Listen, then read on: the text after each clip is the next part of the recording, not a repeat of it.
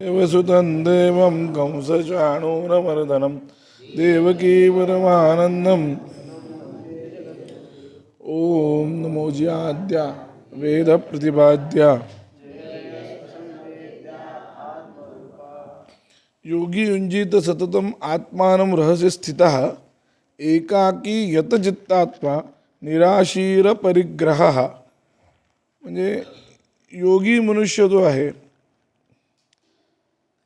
अशा माणसानं आत्मानं रहस्य स्थिता म्हणजे एकांतामध्ये बसून नेहमी कोणत्याही गोष्टीचं साहाय्य न घेता आपला चित्त आणि देह हे सोडून देऊन त्या भगवंताशी म्हणा किंवा ब्रह्मतत्वाशी नेहमी एकांतात राहून अखंड ध्यान लावलं पाहिजे. योगी युंजित म्हणजे त्याच्याशी कनेक्ट राहायला पाहिजे, योग एकरूप झालं पाहिजे योग्यानं. म्हणजे ही अवस्था जीवनमुक्त झालेल्यासाठी नाही सांगितलेली, जो जीवनमुक्त होण्याच्या आधी आहे म्हणजे साधक अवस्था ज्याची आहे याला सांगताना असं सांगितलं की त्यांनी एकांतात राहा. कारण तप करत असताना, तप म्हणा साधना म्हणा, ही एकांतात असली पाहिजे असा एक नियम आहे. एकांतात एकट्यानं केलेली साधना, एकट्यानं केलेलं तप हे जास्त उपयोगाला येतं. नाही तर काय होतं, सामूहिक साधना सामूहिक उपासना याच्यामध्ये विक्षेप खूप येतो. सर्वात महत्त्वाचं आहे, दिसायला सामूहिक साधना वगैरे ठीक आहे, बरी आहे, पण ज्याला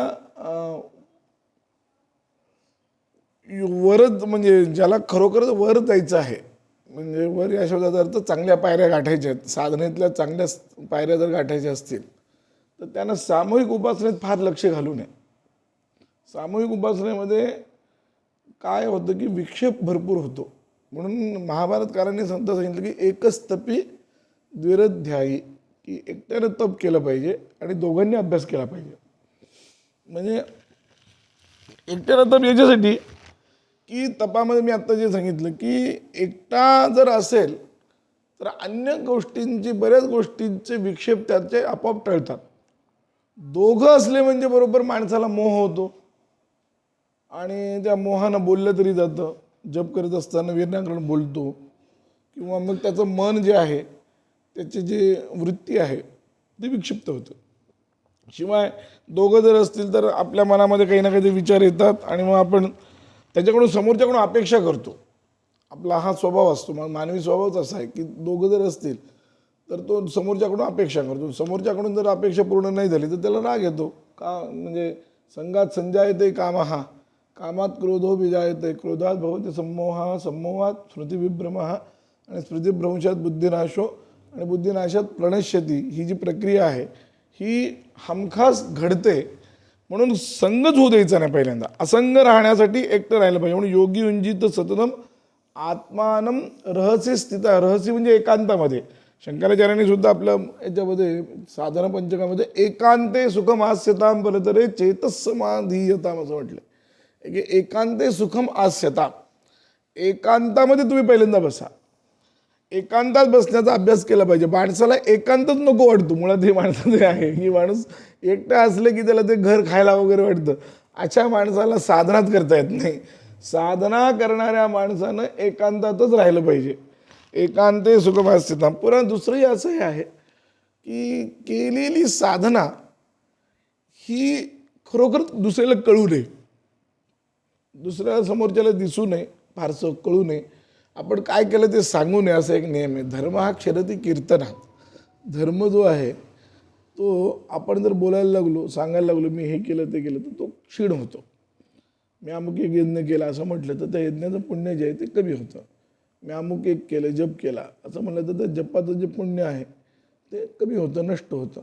असं आहे की धर्म हा क्षरती कीर्तनात, कर्मनाशा जलस्पर्शात नाही कर्मनाशा जलस्पर्शात जलतोया करतोया विलंगनात गंडकी बाहू तरणात धर्म हा क्षरती कीर्तनात असं एक स्मृतिवचन आहे. नदी यातले नदी करतोया नावाची नदी आहे, ती जर ओलांडून गेलो आपण विलंगनात तर आपलं पुण्य कमी होतं. धर्म हा क्षरती आहे. कर्मनाशा नावाची नदी आहे, तिच्या नुसत्या पाण्याचा स्पर्श जरी केला तरी आपलं काय होतं, पुण्यक्षय होतो. कर्मनाशा जलस्पर्शात करतो या विलंगनात. करतो या नावाची नदी ती ओलांडून गेलो म्हणजे या तीरातून त्या तीरावर जर गेलो तर आपलं पुण्यक्षय होतो. आणि गंडकी बाहुतरणात, गंडकी नदी जी आहे ती जर पोहलो आपण त्या नदीमध्ये तर आपलं पुण्य कमी होतं. आणि धर्म हा क्षरती कीर्तनात. आणि कीर्तन केल्याने, कीर्तन म्हणजे सांगितल्याने, लोकांना सांगितल्याने, म्हणून तो आपलं पुण्य कमी होतं. हाही त्यातला एक मुख्य उद्देश आहे. आणि महत्त्वाचं म्हणजे मुख्य उद्देश एकांतात राहण्यामध्ये आहे की वृत्ती एका ठिकाणी लावायला सोपं जातं. एकांत असला, शांतता असली, माणसं नसले, समूहामध्ये असं होत नाही. सामूहिक उपासना ही कदाचित समाजासाठी ठीक राहील, नाही असं म्हणत नाही मी, कारण तसं तर हिंदू धर्मामध्ये व्यक्तिगत उपासनेलाच जास्त प्राधान्य दिलेले आहे. सामूहिक उपासना हिंदू धर्मामध्ये नाही आहे. प्रत्येकानं आपापलंच केलं पाहिजे, आपली संध्या आपणच केली पाहिजे असं सांगितलेलं आहे.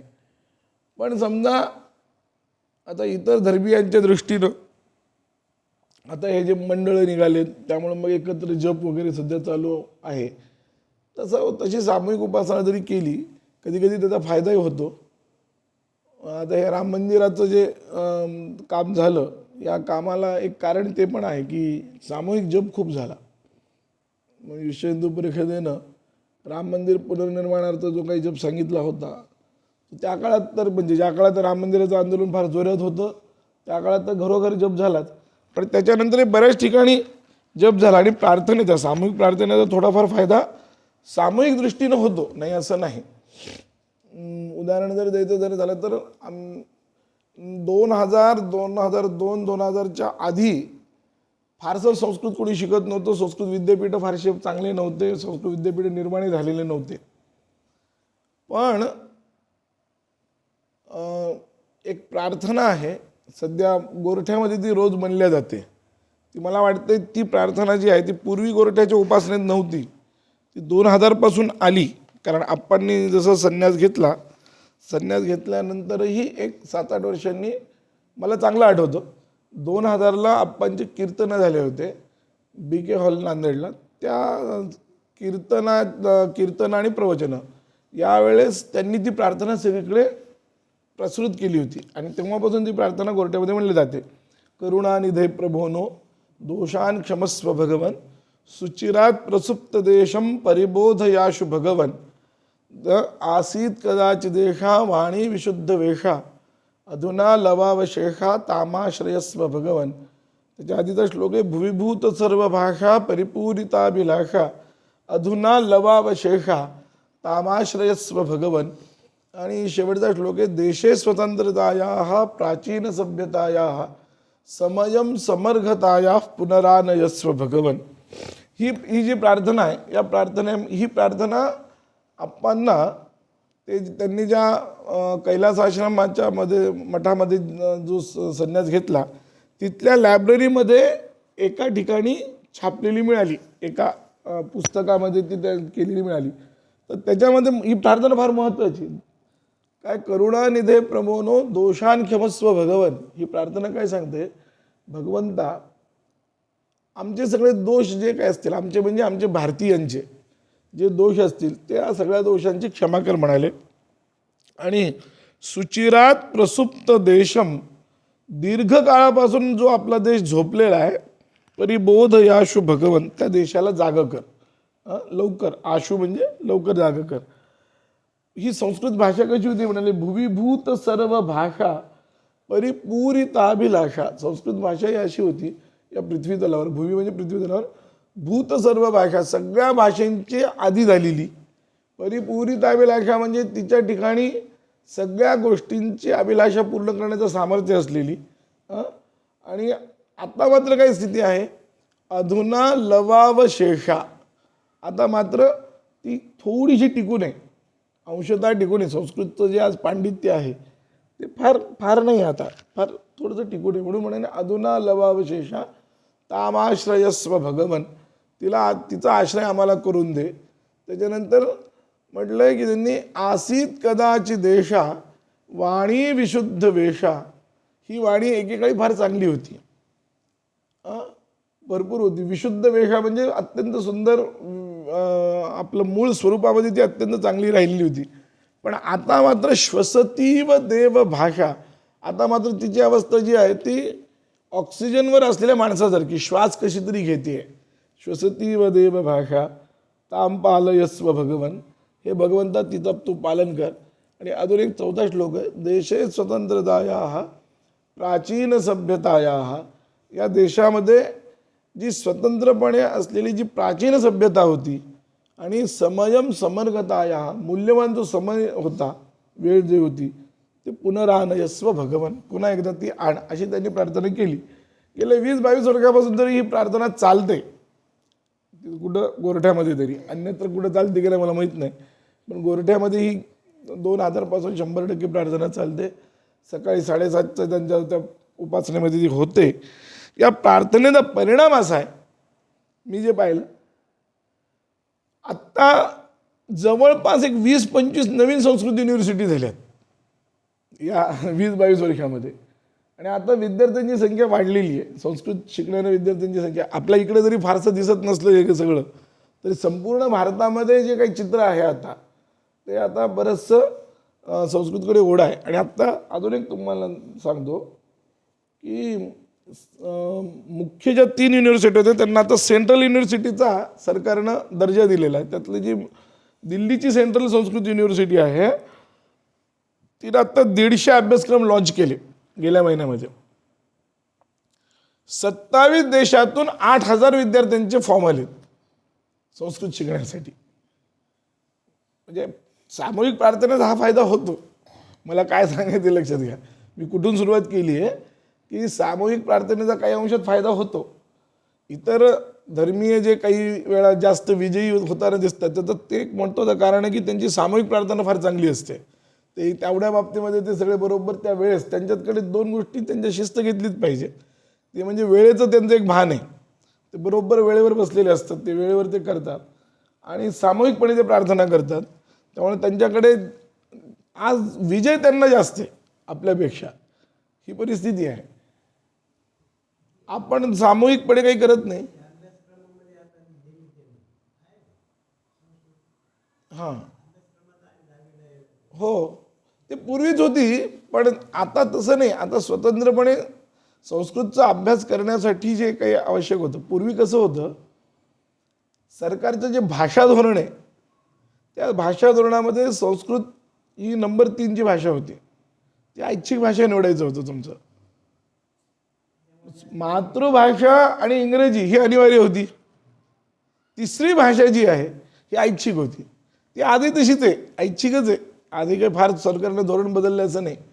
तुम्हाला संस्कृत घ्यायचं असेल तर संस्कृत घ्या, नाही तर हिंदी घ्या, असंच ते धोरण आहे. पण तरीसुद्धा अजून पुढं जे म्हणजे ज्याला महाविद्यालयीन स्तरावर अभ्यास म्हणतात, हे झालं शालेय म्हणजे विद्यालयीय स्तरावर अभ्यासक्रम. तो फार प्राथमिक आहे. 8वी 9वी 10वीपासून ती भाषा सुरू होते आणि तो तसा फार प्राथमिक आहे. आणि शाळेतल्या संस्कृतनं काही म्हणजे येतच नाही काही संस्कृत, असं खरं वस्तुस्थिती आहे. पण ते संस्कृत शिकल्यानंतर जर समजा कोणाच्या मनात आलं उच्च विद्या अभ्यास करावा असं वाटलं, तर पूर्वी एवढी व्यवस्था नव्हती. मला सांगायचं तात्पर्य, एवढ्या युनिव्हर्सिटी नव्हत्या. परदेशातले लोक तर गेल्या काही वर्षापासून काय म्हणतात त्याला, संस्कृत शिकायला येत आहेत. ते पुणे, तिरुपती आणि काशी या 2-3 ठिकाणी ते येतात. पुणे विद्यापीठात एक संस्कृतचा विभाग चांगला आहे म्हणून बरेच लोक पुणे विद्यापीठात येतात. पण शास्त्रीय पद्धतीने अभ्यास त्या काळात नव्हता. आत्ताचा काय अजून फरक काय पडला की आता जुन्या पद्धतीनं गुरुकुल पारंपरिक पद्धतीनं जे शास्त्राध्ययन होतं त्याला आता हे लोक मान्यता द्यायला लागलेत. हा मोठा फरक आहे. आधी काय होतं की गुरुकुलांना मान्यता नव्हती किंवा गुरुकुलाच्या अभ्यासक्रमाला मान्यता नव्हती किंवा गुरुकुल पद्धतीला मान्यता नव्हती. आता तसं करत नाहीत. आता गुरुकुल पद्धतीच्याही विद्यार्थ्यांना ते आता सामावून घ्यायचा प्रयत्न करायला लागलेत. त्यांचं चाललंय हे सगळं की बाबा अशा ज्या गुरुकुल चालले आहेत, आपल्यासारखे जे छोटी छोटी गुरुकुल आहेत, गुरुकुल म्हणल्यानंतर गुरुकुलात इतकीच विद्यार्थी संख्या असते असं काही नियम नाही. पण या सगळ्या पण त्यांच्याकडे शास्त्रीय अध्ययन जे होतं ते गुरुकुलातच होतं. कॉलेजमधला एखादा सामान्य MA झालेला माणूस आणि गुरुकुलातला पहिल्या 1-2 वर्षाचा विद्यार्थी या दोघांचा IQ आणि लेवल जे असतं ते समान असतं. कॉलेजमधला MAचा आणि याचा समान स्थिती असते, असं असतं संस्कृत. कारण ते जसं गायनविद्या आहे की नाही, गायनकला आहे की नाही, गायनकला ही त्या गुरुकडे, चांगल्या गुरुकडे बसूनच शिकली तर येते ती. गायनात MA झाल्या म्हणून तिला गाणं गाता येतं किंवा गायनातलं काही कळतं असं होत नाही. आपल्या ज्या भारतीय कला आहेत, भारतीय विद्या आहेत, ह्या गुरु परंपरेनुसारच शिकावे लागतात तर ते येतात, नाही तर ते येत नाहीत. कॉलेजमध्ये आत्तापर्यंत ती दुरवस्था होती. थोडेफार जे युनिव्हर्सिटीत अभ्यासक्रम होते ते अभ्यासक्रमाला दुरवस्था होती. बऱ्याच ठिकाणी तर त्या विभाग बंद करावे लागत होते. आता उलटी स्थिती व्हायला लागली. आता नवीन नवीन अभ्यासक्रम करतायत. आता विशेषतः पूर्वी कसं होतं की आता तुम्ही पुणे विद्यापीठात जर गेलात तर पुणे विद्यापीठामध्ये आत्तापर्यंत, अजूनही तसंच चालू आहे थोडंफार, पण आता बरंच फरक पडला आहे की संस्कृतचा प्राध्यापक पुणे विद्यापीठामध्ये इंग्रजीमध्ये शिकवायचा.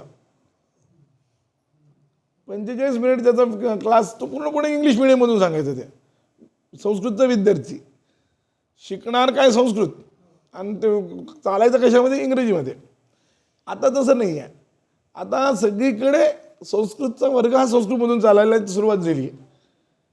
त्याला एक कारण संस्कृत भारतीसारख्या काही संस्था ही पण त्याला कारणीभूत आहेत की संस्कृत भारती ही संस्था 1981-82ला चमुकृष्ण शास्त्रींनी सुरुवात केली.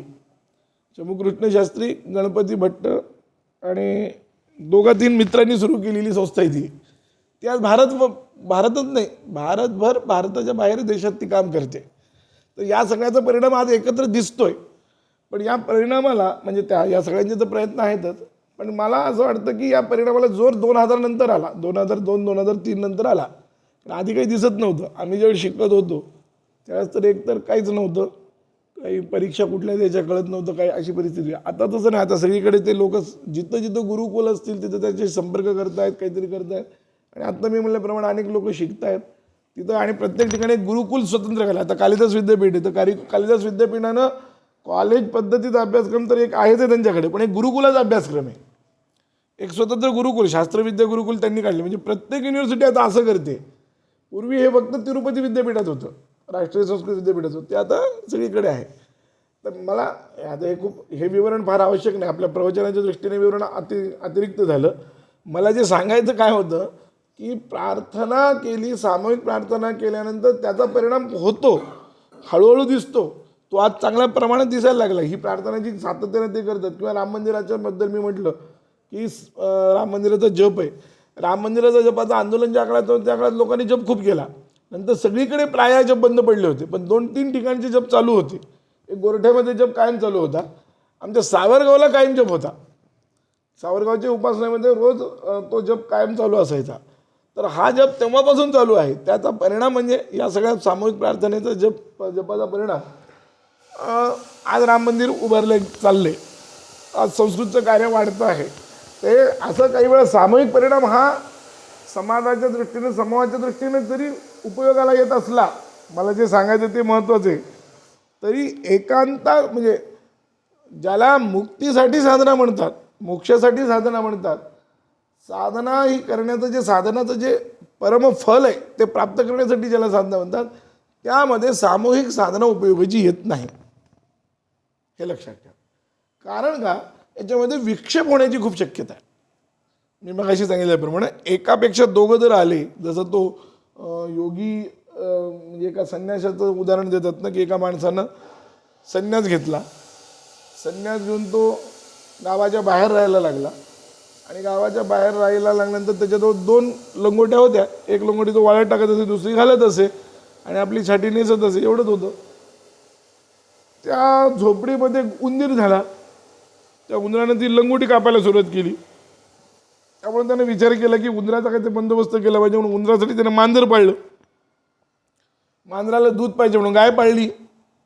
असं करत करत करत सगळा विषय जो आला तो संसार तिथं वाढत गेला. म्हणजे काय झालं की एका गोष्टीमुळं त्याचा जप राहिला दुसरीकडेच आणि हा गेला तिसरी, म्हणजे त्याचा उद्देश जो होता तो दुसरीकडेच गेला आणि बाकीचाच पसारा जास्त वाढला.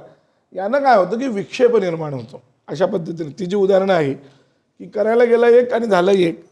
आणि प्राय माणसाचं असंच असतं की विनायकम प्रकुर्वाणः रचयाम असं बानरम. गणपती करायला गेल्यानंतर माकड तयार करतं ते, असं होतं. तर ते सार्वजनिक जीवनामध्ये किंवा सगळ्यामध्ये अनेकांतात ज्यावेळेस तुम्ही बसून साधना करता त्यावेळेस तुमच्या मनाला अंतःकरणाला आकर्षित करणारे अनेक गोष्टी असतात. विचाराला पैलू विनाकरण होतात आणि विनाकरण दुसरे विचार सुरू होतात. आणि जपाच्या वेळेस, साधनेच्या वेळेस, ध्यानाच्या वेळेस इतर एक क्षणभर जरी तुमच्या मनात विचार आला तरी तुमचं अंतःकरण तिथं विच्छिन्न होतं. साधना एकांतामध्ये योगी युंजित सततम. सततम या शब्दाचा अर्थ सारखेपणानं म्हणता येते, सहज, नेहमीसाठी, की 24 तास तुमची अंतःकरणाची वृत्ती ही त्या परमात्म तत्वाचं चिंतन करणारी असावी, यासाठी त्यांनी एकांतात बसा म्हणून सांगितलंय. म्हणजे किमान एकांतात 2 घंटे तुम्ही जर साधना केली तर 2 घंटे हे तुमची सतत सातत्यानं ते परमात्म चिंतन करणारी तुमची वृत्ती तयार झाली पाहिजे. ती वृत्ती जर मध्ये मध्ये विच्छिन्न तुटायला लागली, मध्ये दुसरा विचार आला, तर एकटा असेल तर माणूस पुन्हा आपल्या मूळ पदावर येऊ शकतो. सुरुवातीला तर कोणालाच एकांतामध्ये इतक्या 2 तास एकाकार वृत्ती तयार करणं अवघडच आहे. सामान्यपणे असं आहे की 10 मिनिट सुद्धा आपण डोळे मिटून बसू शकत नाही. 10 मिनिटात सुद्धा आपल्याला आपल्या मनाची वृत्ती एकाकार करता येत नाही, वस्तुस्थिती. कारण आपल्या मनाला ती सवयच नाही आहे. आपल्या मनाला काय, मनात मन चंचल आहे. मनाला ती सवय नसल्यामुळं आपण ते हे करत नाही. पण मनाला ती सवय लावण्यासाठी हळूहळू हळूहळू एकांतात बसलं पाहिजे. एकांतात बसून वृत्ती एकाकार करण्याचा प्रयत्न केला पाहिजे. ज्याला मोक्षाला जायचं आहे, मोक्ष हेच फळ ज्याला मिळवायचं आहे, ज्याला साधनेचं अंतिम फळ मिळवायचं, त्याच्यासाठी हा नियम अत्यंत आवश्यक आहे. त्याला याला पर्याय नाही आहे. अनेकामध्ये बसून तो मी साधना करतो म्हटलं तर ती साधना तेवढी त्याची सफल होणार नाही, कारण विक्षेप येतो म्हणून. बाकी सार्वजनिक जीवनात असं असतं. आणि शिवाय असं असतं की तुम्ही बघा मंडळं वगैरे जे तयार होतात त्यांच्यात एकमेकांमध्ये मानापमान आहेत की नाही पहा. उपासना करतात, भजनी मंडळ आहेत, भजन करतं, सगळं आहे, पण त्यांचे एकमेकांचे मानापमान फार होतात. त्या मानापमानाने तुमचं पुन्हा म्हणजे शेवटी तुम्ही परमार्थ करताय का काय करताय हा प्रश्न आहेच. खरा माणूस माणसाचा जर विचार केला, आता जे कोणी पीठाधीश वगैरे होईल त्यांनाही हा त्रास आहेच आहे. ते पीठाधीश होऊन संसारच करतात, अशी परिस्थिती आहे पीठाधीशांना सुद्धा, आहे की नाही. तेच जर करायचं असेल तर पीठाधीश होण्याचा काय अर्थ आहे, संसारच करावा लागतो त्यांना सुद्धा, कारण ती वृत्ती हे होते. पण काही वेळा धर्मकार्याकरता गरज आहे म्हणून शृंगेरी पीठाची परंपरा फार चांगली आहे. उत्तराधिकारी निवडल्यानंतर ते मुख्य जे स्वामी आहेत ते हळूहळू त्या सगळ्यापासून दूर होऊन एकांतात बसतात, नंतर ते दर्शनही देत नाहीत. ही शृंगेरीची पहिल्यापासूनची परंपरा आहे की एकदा उत्तराधिकारी निवडला की ते त्याचं कारणच आहे की जरी संन्यास घेतला तरी इतके दिवस ते एक प्रकारे संसारच केलेला असतो. कारण सगळा कारभार पाहायचा असतो, हे पाहायचं असतं, मठ चालवायचं असतो, सगळं बघायचं असतं. मग त्यासाठी ते सगळं करावंच लागतं. म्हणजे साधना होत नाही. साधना करण्यासाठी मग नंतर स्वतंत्रपणे ते निवृत्त होऊन करतात ते. पण याचं तात्पर्य एक आहे की श्रवण मनन निधिध्यासन, त्यातलं निधिध्यासन हे फार महत्त्वाचं. इथं जे सांगितलं चाललंय ते निधिध्यासन आहे. ऐकणं आणि चिंतन करणं हे कदाचित एका आपल्याशी सगळ्यांशी म्हणजे सर्वांबरोबर होऊ शकतं. श्रवण करायचं म्हणजे 4-5 जणांच्या बरोबर होऊ शकतं, चिंतन करणं हे 4-5 जणांच्या बरोबर होऊ शकतं. पण निधिध्यासन जे आहे, त्यात ध्यान आहे, ते ध्यान जे आहे ते एकांतातच होतं. सगळे मिळून आम्ही ध्यान करतो म्हणलं तर काही ना काहीतरी मनामध्ये विचार येऊन विक्षेप येण्याची शक्यता तीव्र असते. ज्याचं ध्यान पक्कं झालं आहे, जो पूर्ण परिपूर्ण त्याच्यात तयारच आहे, अशा माणसासाठी हा नियमच नाही आहे. हा साधक अवस्थेत असलेला नियम आहे. मी तुम्हाला एक उदाहरण देतो. साईबाबाकडे एक मनुष्य आला होता योग शिकण्यासाठी. त्याला काहीतरी दृष्टांत झाला, शिर्डीला जा म्हणून, तिथं तुला योग शिकवतील. तो ज्यावेळेस आला त्यावेळेस तिथं साईबाबा तो यायला आणि साईबाबांनी कांदा भाकरी खायला एकच वेळ झाली. आता योगाचा पहिला नियम असा की कांदा खाऊ नये, आणि तिथं साईबाबा कांदा खायला लागले. याच्या मनात विचार लगेच आला, अरे यांना पहिलाच नियम माहीत नाही तर हे काय मला योग शिकवतील, असं त्याच्या मनामध्ये विचार आला. त्याचा मनात विचार आल्याबरोबर साईबाबांनी उत्तर दिलं की जो पक्का आहे त्यानंच कांदा खावा, इतरांनी कांदा खाऊ नये म्हणून सांगितलं त्यांनी. लगेच त्याच्या मनात आलेला विचार. कारण हे आहे. एकदा तुम्ही पक्के झालात, एकदा तुमचं चित्त स्थिर झालं, चित्त स्थिर करण्याची एकदा तुमची स्थिती झाली की मग वरच्या या तुमच्या कुठल्याही गोष्टीला, जसं एखादा विद्यार्थी पक्का झाला की आणि त्यानं अभ्यास नाही केला तरी तो परिपूर्ण होऊन जातो ना. म्हणजे परीक्षा केव्हाही देऊ शकतो, त्याला वेगळं करायचं. पण जोपर्यंत तो विषय पक्का होत नाही तोपर्यंत त्यानं अभ्यासच केलंच पाहिजे, तोपर्यंत त्यानं त्याच्यासाठी ते झटलंच पाहिजे, असा नियम आहे. कारण तो पक्का जर नाही झाला किंवा आपली विचारसरणी पक्की नाही झाली तरी आपलं मन इकडे तिकडे जाऊ शकतं. म्हणून साधना करणाऱ्या माणसाला पूर्वीच्या काळात हे की ब्रह्मचार्याला सुद्धा सांगितलेलं आहे की हे नाटकं पाहू नयेत, सिनेमा पाहू नये, गाणं ऐकू नये, काव्य पाहू नये, काव्य ऐकू नये. साधना करणाऱ्या माणसानं काव्याच्या पण फार नादी लागू नये. हे सगळं झालं. चांगलं काव्य असलं तरी, कालिदासाचं असलं तरी ऐकू नये, हे त्यांनी मुद्दामून सांगितलं आहे. याचं कारण असं आहे की यानं विक्षेप निर्माण होतो त्या सगळ्या गोष्टींनी. म्हणून डोंगरे महाराज रामायणसुद्धा पाहू नका म्हणत असत. लोक म्हणतात ना की आम्ही हे पाहतो, काय देवाची सिरियल पाहतो, काय हरकत आहे. देवाची सुद्धा नाही पाहिजे. त्याचे दोन कारण आहेत. एक तर ते जसं आहे तसं दाखवत नाहीत, कळलं का. कारण देवाचे जरी म्हणून म्हणले तरी ते जे लिहिणारे लोक आहेत, ते जे संवाद लिहितात ना, ते काही जसं आहे तसं लिहित नाहीत. हे यांच्या मनानं संवाद लिहितात त्यात. तेव्हा रामायणात आणि रामायण तरी बरं लिहिलं आहे, महाभारत तर इतकं चुकीचं लिहिलं माहिती आहे का त्या बी आर चोप्रानं, की त्याच्यामध्ये इतके चुकीचे संवाद आहेत की जे मूळ महाभारतात नाहीतच. चुकीचं दृश्य आहे जे मूळ महाभारतात नाहीच आहे. ते असं सगळं होतं. म्हणून ते चुकीचं विचार तुमच्या डोक्यात जर गेला तर तुमची बुद्धी फालू शकते ना. म्हणून ओशो कधी वाचायचं माहिती आहे का. ओशो वाचायचं जर असेल तर ज्यानं चांगला वेदांताचा पक्का अभ्यास केला त्याच्यानंतर त्यानं ओशो वाचलं तर बिघडत नाही. त्याच्या आधी ओशो नाही वाचायचा. त्याच्या आधी जर ओशो वाचलं तर ते ओशो हा एकमेव असा माणूस होता की ज्यानं सगळ्या धर्माला शिव्या दिल्या आणि सगळ्या धर्माची स्तुती पण केली. दोन्ही आहे त्याचं. त्याची विधानं अशी आहेत की ते सगळ्या धर्माला शिव्या देतो, सगळ्या धर्माची स्तुती करतो. पण ते ऐकल्यानंतर ज्यांचं मन पक्कं नाही, ज्यांचं चित्तस्थिती व्यवस्थित नाही, दृढ झालेली नाही आहे, धर्मावर वेदांतावर पकड नाही आहे, अशी माणसं लगेच भ्रमित होऊन तिसरा विचार करतात आणि मूळ धर्मामधून भरकटतात. म्हणून हे सगळे नियम आहेत. याचं तोंड पाहायचं नाही. तुकाराम महाराजांनी सांगितलं ना, पाखंड्याचं तोंडही पाहू नका म्हणून. ते काय कारण काय. म्हणून हा पूर्वी नियम होता की ते जैन लोक बघा, ते जेवताना दुसऱ्या धर्मीय लोकांना बघू देत नाहीत, त्याची नजर आपल्यावर पडू नये म्हणून. ते जेवताना ते एकांतच जेवतात. त्याचं कारणच ते की आपल्या विचाराच्या भिन्न विचाराचा जर माणूस आपल्यामध्ये आला तर आणि आपले जर विचार पक्के नसतील तर तो आपल्याला कधीही परिवर्तित करू शकतो, आपले विचार हलवू शकतो. म्हणून आधी आपले विचार पक्के केले पाहिजेत. म्हणजे ती पक्के केव्हा विचार होतात, जेव्हा तुमची साधना पक्की असते.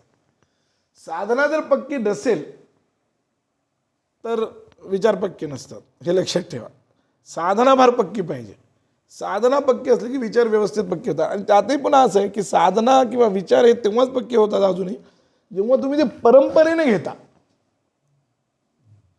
मनानं जर तुम्ही एखादं पुस्तक वाचलं आणि लागले कामाला, जसे आता आधुनिक तसे खूप लोक तयार झालेले आहेत, मनानंच उठायला लागलेत, मनानंच काहीतरी करायला लागलेत, मनानंच सांगायला लागलेत, असे बरेच लोक उठलेत.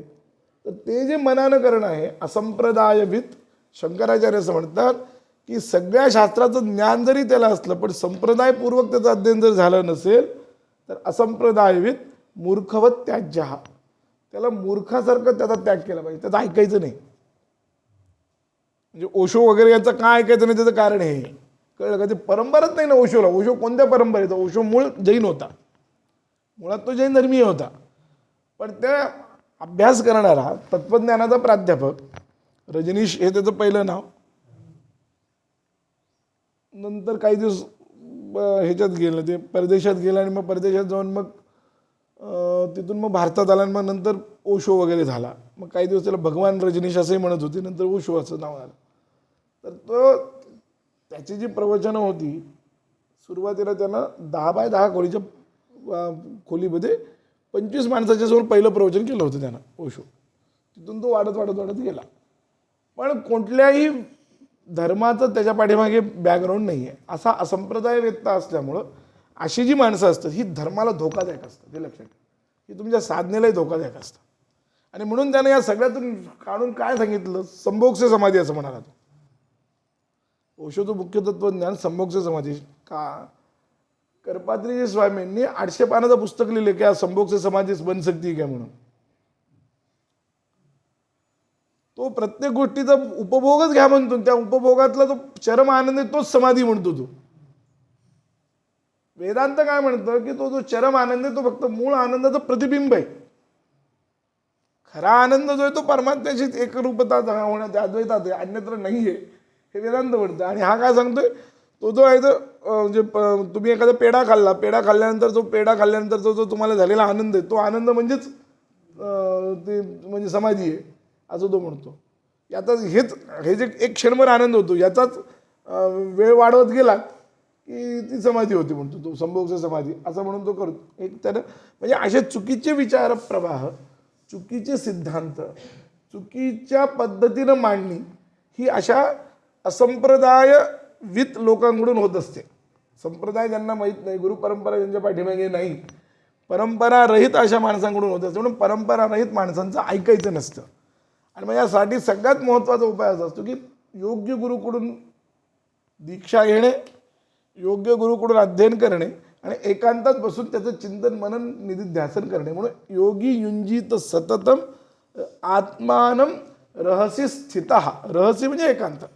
एकांतामध्ये आत्म्याशी नेहमी युक्त होऊन आत्मचिंतन त्यानं एकांतात केलं म्हणजे मग त्याची ती साधना हळूहळू ती काम करायला लागते, टप्प्यात यायला लागते. पहिला जो सुरुवातीला ती टप्प्यात येणार नाही, कारण सुरुवातीला अनेक मनामध्ये असलेले मल विक्षेप हे त्रास देतातच. नित्यनैमित्तिक प्रायश्चित्त उपासना ही जी कर्म सांगितली, नित्यकर्म, नैमित्तिक कर्म, प्रायश्चित्त कर्म आणि उपासना कर्म, यानं काय होतं, यानं फक्त मल दूर होतो आणि थोडाफार विक्षेप दूर होतो. आवरण तर तसंच राहतं. ते आवरण जे आहे ते तत्त्वज्ञानाने नष्ट होत असतं. ते काही या कुठल्याच गोष्टीने होत नाही. अंतःकरणामध्ये साठलेला मल आणि अंतःकरणामध्ये असलेला जो विक्षेप आहे तो काही अंशात दूर होतो. विक्षेप काही अंशात, मल मात्र पूर्ण दूर होतं कर्मानं, उपासनेनं वगैरे. पण आवरण तर मात्र राहतच. ते आवरण दूर करण्यासाठी तत्त्वज्ञानाची आवश्यकता आहे. आणि तत्त्वज्ञान पक्केपणानं प्राप्त होण्यासाठी, तो तत्त्व साक्षात्कार होणं ज्याला म्हणतात ते होण्यासाठी साधनेची आवश्यकता आहे. आणि ती साधना ही लोकांतात होत नाही, म्हणून ती एकांतात बसून करणे. म्हणून योगी युंजित सतत. म्हणून आचार्यांनी सुद्धा एकांते सुखम आस्यता, एकांतामध्ये म्हणले सुखकारक बसा, परतरे चेतस समाधीयताम. परतरे म्हणजे परब्रह्माच्या ठिकाणी, चेतः समाधीयताम, तुमचं मन लावा, एकांतामध्ये बसून परब्रह्माचं चिंतन सतत करा. तोच आशय इथं योगी युंजित सततम. अवधूत चिंतन श्री गुरुदेव.